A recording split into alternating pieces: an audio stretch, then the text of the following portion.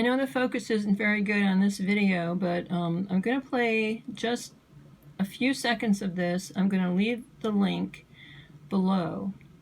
And I came across this after I did my video yesterday, and this doctor talks about the link between electromagnetic frequencies and different things that happen in the cells of our body. And he, well, let me just play this. Well, viruses are simply excretions of a toxic cell. Viruses are pieces of DNA or RNA with a few other proteins. They bud out from the cell. They happen when the cell is poisoned. They are not the cause of anything. And the first way I would encourage you to think about this is if you are a famous dolphin doctor, right? And you have been studying dolphins in the Arctic Circle for hundreds of years, or at least a long time, and the dolphins were fine. And then they call you up, Fred, all the dolphins or a lot of the dolphins are dying in the Arctic Circle. Can you come and investigate? Right? And you have one question to ask.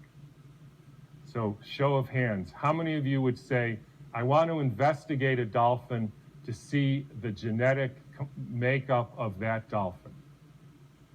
Nobody, because that's stupid. How many of you would say, I want to see if this dolphin and that dolphin has a virus because it might be contagious and that's why all these dolphins are getting sick? That fellow. How many of you would say, excuse my French here, somebody put some shit in the water here? Like Exxon Valdez? Anybody? Everybody. Because that's what happened. And the cells get poisoned. They try to purify themselves by excreting debris, which we call viruses. If you go to the current theory of viruses called exosomes, and the latest head of the NIH giving a talk on the complexity of viruses, you will see this is perfectly in line with the current thinking on what a virus really is. I had a dramatic example of this when I was growing up. Right outside our house, there was a wetlands, and it was full of frogs, and the frogs kept me up at night, so I taped the windows, and in the spring they made a big racket. And then over time, the frogs were all gone.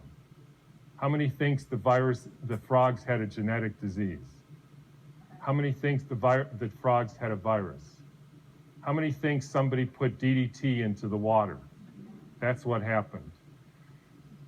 Diseases are poisoning. It's one of the reasons why vaccines, so let me skip that for a minute. So what happened in 1918? Anyway, I think this is a very valuable point of view from somebody who's very educated on, the body, medical stuff, whatever. So that's it for now. This is just a real quick video, and then I'm going to have another video later. But it relates to this.